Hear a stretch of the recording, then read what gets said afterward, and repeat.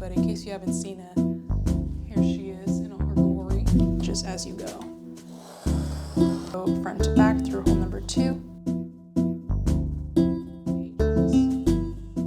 Hello everybody, welcome back to my channel. It's been a minute. Today I want to do a fun stationery video. So in the first half, I want to show you how I've been making my own custom notebook inserts. I've been really enjoying using my traveler's notebook recently. I formatted a layout on InDesign and I made my own dot grid paper, and then I cut the paper to size and bound it by hand. But I thought it'd be fun to just show you guys the process. And then in the second half of the video, I'm going to be talking about my journaling system. I feel like that has been very popular these days for people to talk about what kind of journals they're using, and it's also planner season / hobonichi season, so I thought it'd be fun to chat with you guys about what kinds of journals that I'm going to be using for next year. Alright, now for the notebook tutorial. Here are the materials you will need. If you want to be making your own custom layouts, I would recommend a printer. Definitely need a metal ruler, a cutting mat, utility knife, paper, this can be any kind of paper, a needle and thread, because in this tutorial I'm going to teach you how to sew them together, but you could always just use a stapler instead. Book binders will recommend wax linen thread, but my first book I just used regular cotton crochet thread. It worked fine. And then in terms of optional things that will make your life easier would be a bone folder. This will help you get really nice creases. You can also use a spoon though. And then an awl is super useful for poking the holes that you're gonna sew your thread through on the pages. My first time I didn't have an awl, so I used a hammer and nail, and that did not work very well. But if you really don't want to buy an awl, you can use a hammer and nail, just be careful. Very quick disclaimer before we jump in. I know I'm always doing disclaimers. I am an InDesign newbie. I know just enough to get by. This is my scrappy way of doing it. And again, I've been kind of struggling with exact sizing for these notebooks with these layouts because the printer paper I'm using is 8.5 by 11, but the width of the traveler's notebook is 8.3. So that kind of leaves 0.2 to shave off, 0.2 of an inch to shave off. So my notebooks haven't been super exact. If you have no desire to learn how to format your own notebook layouts, you can skip to this number on your screen, or you can just hover over the YouTube play bar and jump to the next section. This is the file for the notebook insert I already showed you guys, my little beginner weekly spread. So go to new and then document, and then I hit inches. So the traveler's notebook height is 8.3 and the width is 4.3 inches. And then 0.125 is what I do for the bleed, because I feel like that's standard industry bleed. So InDesign has these things called parent pages. So if you do something on the parent page, and you can see on here, it says a parent applied, anything you do on this page is going to show up on these pages. It's an easy, fast way to apply one design onto a bunch of pages. This first page, I'm going to make it not the parent. So I'm going to right click, and then I'm going to hit apply parent to pages, and then I'm going to hit none. I always think it's fun to add a little title page. So you can write weekly memo, by the days. So now let's go to our parent pages. So what we do on these pages, we're gonna double click it. What we do on these pages will apply to all the pages. I'm going to do on this side, I'm going to write the month. And then if you wanna move this, you can hit this move tool right here. And then you just drag it over to wherever you want it to be. To go to table, create table. I want 7 rows for each day of the week, so I'm gonna hit 7. And then for columns, I'm gonna write 2. And then you're just going to click and drag to how big of a size you want it to be, and you can change this later. Another thing I like to do is go to view and then hit overprint preview. And this kind of makes a bunch of those extra lines go away. This is a bit too thick for me. So what I'm gonna do, so I hold shift and then highlight the second column. And then here you can see the blue lines is what has been selected. So I also want whatever I do to apply to this middle line too. If you didn't, you would unselect it. And then the stroke up here, 1 point is how thick it is, but I want it to be thinner. So I'm gonna make it 0.5. I'm gonna hit this to kind of deselect, and the line is now a little bit thinner. I want this column to be much smaller for the dates. I'm going to double click again and then this little arrow will pop up, and then you can just move it over to how big you want it to be. I want it to be kind of small. So now I want to make this column wider. I'll double click this and then just drag it over to however wide I want to be. And then if you want to move your whole table, you click this move tool and then you can just like drag it around and stuff. And now I'm going to type the dates in here. So if I want to do September 1st, I'll make the 1 really big.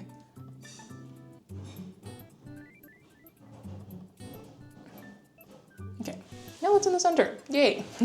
And then what I'm gonna do is I'm just gonna copy and paste this. And then you would change the number. So now it has this like format on all of the pages, so you don't have to like copy and paste them all, which I think is cool. Now you wanna highlight all of your pages. So click this page right here, hold down Shift, and then click the last page, right click, and then you're gonna override all parent page items, and this lets you edit what's on each page. So now you can go in and then make this 8. Now I'm gonna show you how to make a cute little dot grid on the side. We're working on my parent, so it does this to all of the pages. Create table. I'm gonna hit 40 for the rows and then 1 column. I'm going to draw the size of that out, and then ta-da! If you wanted this to be lined, what you could do is highlight all of this. What I would do is I would unselect these rows in the middle and make sure these sides are highlighted, and then I would make this 0. So then that would just make this lined. Ta-da! And then what you're gonna do is you're gonna highlight everything. Make sure all of these are selected too, so it applies to all of the rows, the sides. And then you're gonna go to this section on the side where it says stroke. You're gonna hit these bars here, go to stroke styles, hit new. Then you can just write like dotted. And then for the type, hit dotted. The reason we're making our own dotted stroke, InDesign has its own, but it's like way too close together. So it doesn't look like a dot grid. I learned this from a YouTube video that I will attach below. And then for the preview weight, I will hit 1. So 5 millimeters and then 1, then hit OK. So now that's here. So now go back to your stroke. For the type, hit this one that you just made dotted. And then ta-da, you have a dot grid. We're gonna hit File. And then you're gonna hit Print Booklet. This is gonna be a little bit different for everybody because everyone has like a different printer, different printing settings, but I'll just show you what I've been doing. Go to Print Settings, go to Setup. I like to hit this landscape mode. You could do this one, I guess, as well, but when you hit OK and go back to your preview, now the pages will print like this. This is a bit different depending on how big your size is. This is what I was talking before where I've been running into some issues. It's nice to like have your crop marks on the page and it'll show you like where to cut. But because my traveler's notebooks are 8.3, it's like kind of a little bit iffy. So the booklet doesn't totally fit the page. So what I do is I'm gonna go to print settings, and I've been playing around with like the height proportions. So I make that like 97%. And then now it does fit. When you go to your printer settings, make sure here, if it says double-sided, make sure it's on the short edge, because if it's flipping the page on the long edge, your book is gonna be like upside down and upside down. Let's print this out and I will show you how to bind it. Now comes the fun part.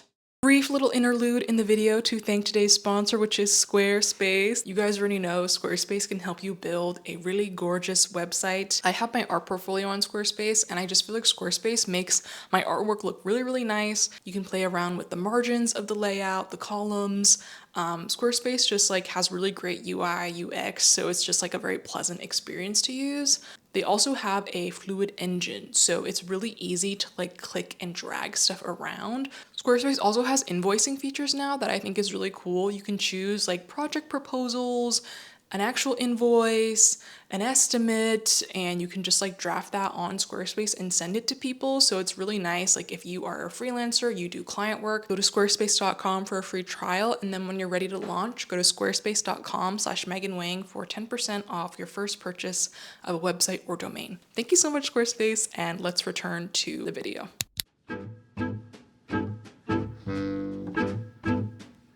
booklet has been officially printed.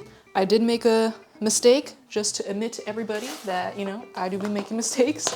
I made the error of hitting upper left when printing it, so all the pages printed in the upper left, but because the book is double-sided, as you can see, like, it doesn't align like when you flip it. Just make sure you hit centered when you print. Okay, step one is to cut your paper down to size. Again, this would have been so much easier if I included crop marks into my printout, but like I keep mentioning, the 8.3 inches on the 8.5 inch paper is just like a little bit tight, so I didn't include crop marks. So what I ended up doing is just measuring it out with my ruler and making my own crop marks and then cutting down the paper to size with my metal ruler and my cutting knife. I'm still not perfect at this, but what I try to do is stand up, make sure my ruler is directly aligned with those crop marks, and then just make like confident downward strokes with my knife. And I don't stop until I feel the rubber of the mat. This is me comparing my width to a traditional traveler size insert that I purchased. Pretty close. Now I'm folding my sheets in half, and then I'm gonna use the bone folder to make sure I have a nice flat crease. Then I decided to cut my cover. I really regret doing it like this. What I should have done is cut the paper of the book along with the cover together so it would all be the same size. I don't know why I do it this way because it never ends up being totally accurate, and then I get lazy and I use the actual booklet to just like trace around instead of taking the more precise measurements. Whatever. Same thing, I fold it and then I use the bone folder to make a crease, and then I see how it lines up all together. Now I'm gonna poke some holes and sew the notebook together. So first what I do is I take my metal ruler and I try to center that 4-inch marking at the middle of the book. I'll make little marks at 4, 1, 2.5, 7, and 5.5. And then now you have 5 holes that are equidistant from each other. Then I like to use my awl and poke the holes through. I think I did a little bit of an overkill here. I think I poked the awl like way too far in, and then the hole ended up a bit too large. You don't have to poke it as far as I did here. Then we both thread our needle with our thread and sew the book together. So first you're gonna go in front to back through that center hole, and then we can number the holes to make it a little bit clearer. I also learned this from this amazing YouTube channel called Bitter Melon Bindery. But you're gonna go through hole number 3, front to back, and then you're gonna enter with your needle back to front from number 4, hole number 4. And then you're gonna put your needle in front to back in hole number 5. Make sure you pull that nice and taut. And then we're gonna go back in, back to front through hole number 4.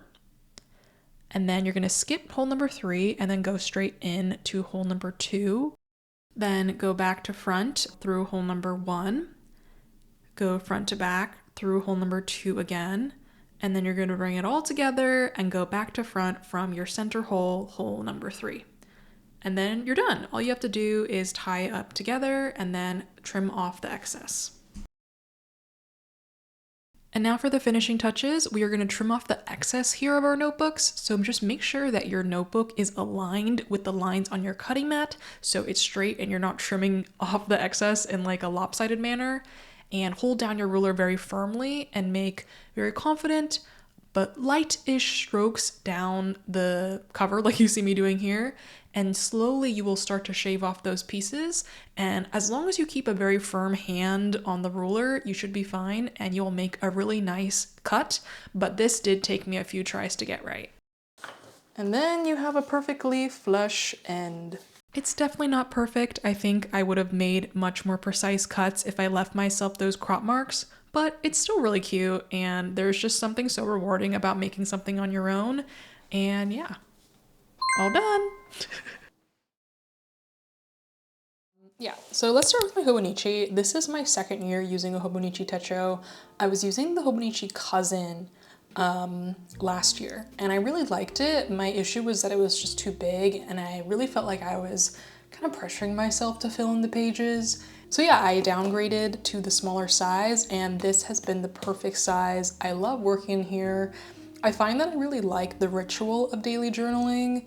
Last year, I would do pretty elaborate spreads and I would print out photos, and it was just like way too much to keep up with. I couldn't keep up with it.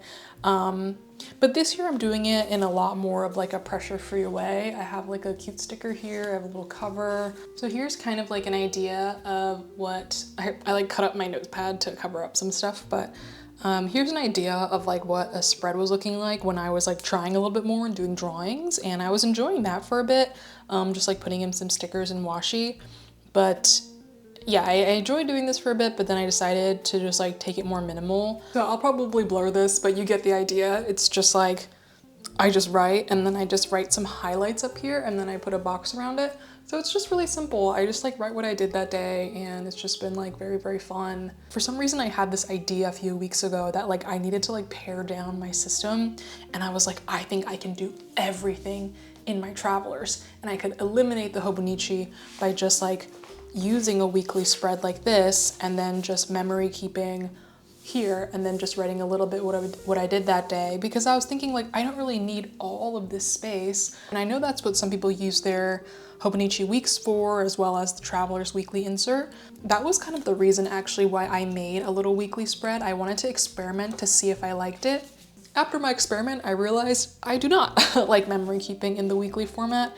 There's nothing wrong with it, but I think I just love using my hobonichi. Like, I just love the feel of the paper. I love the Tomoe River paper. It feels so nice to write in. Yeah, if you use hobonichi, you probably know what I'm saying. There's just something about this book that is just like so nice to use. They have like a favorite section, and I was using it for cookie recipes at the beginning of the year. On all these blank pages, there's quite a few. I decided to make a list of movies I've been watching.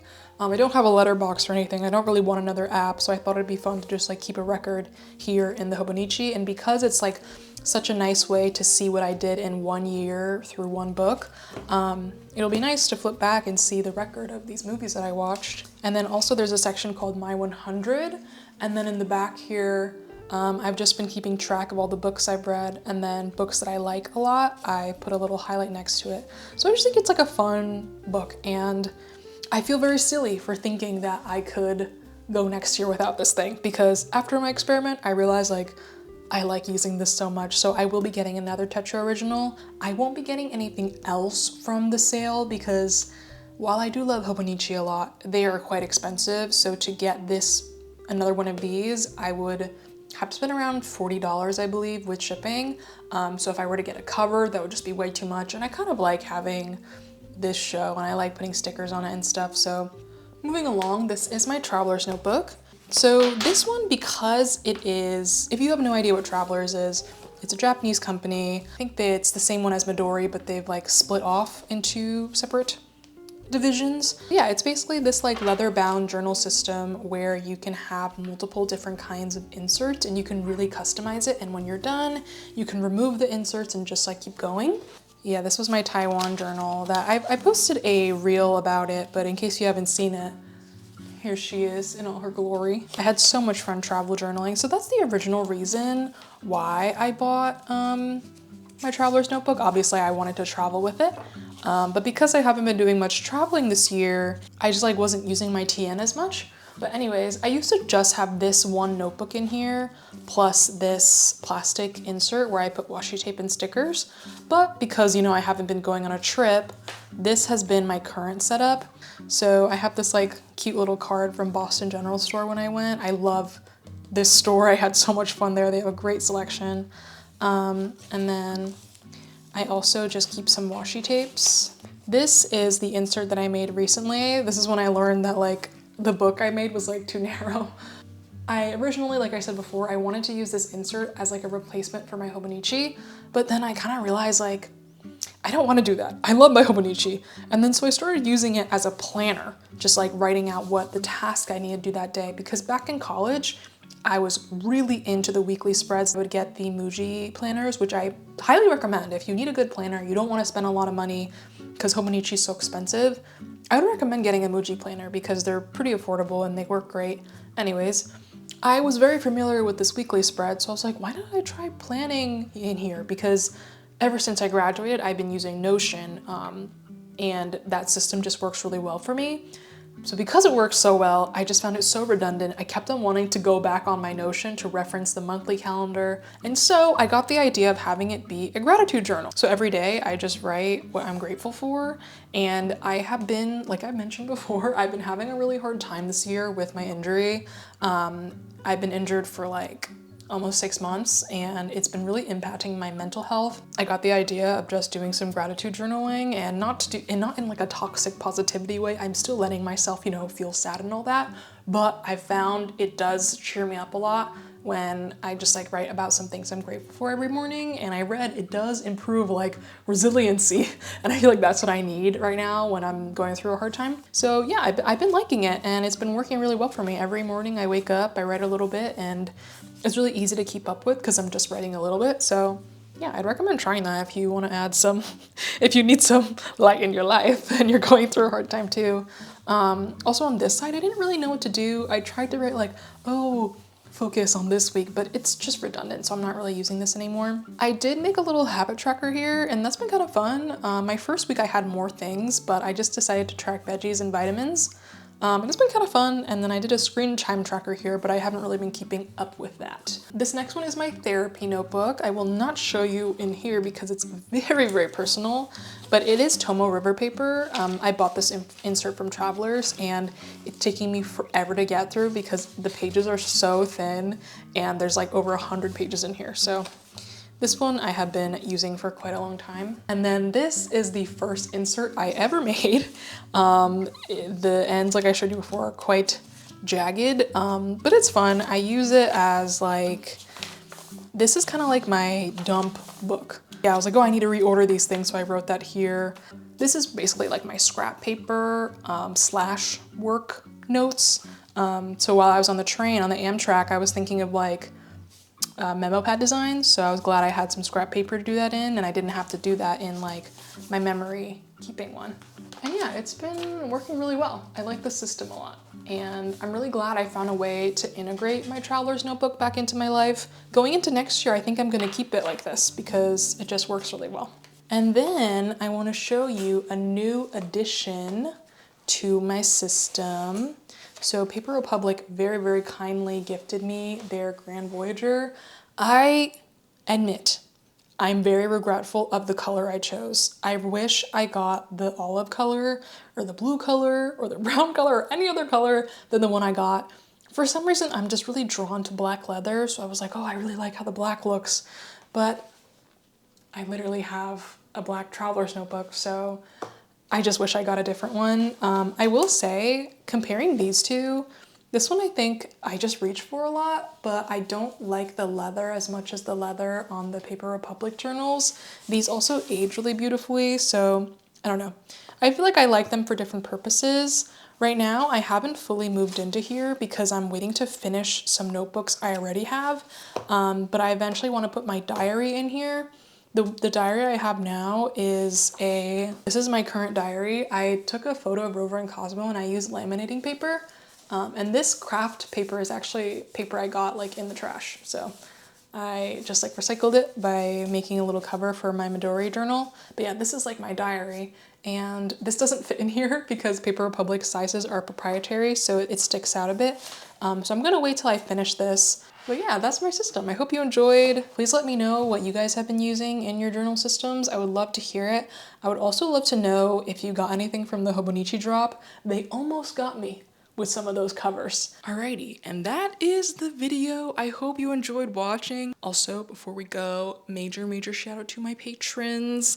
I have been just like working really hard on my Risograph cat calendar that will be dropping in like a week or two. So it's been really nice to get the support of my patrons to like keep me financially supported while I work on such a big project like this. So yeah, huge shout out to my patrons. If you want to support me on Patreon, go check it out. I have a lot of fun rewards like physical benefits. I send you like cute things in the mail every month. I also have a podcast where I talk about all kinds of stuff. And yeah, I will leave you here. Thank you so much for watching, and I'll see you guys in my next video. Bye!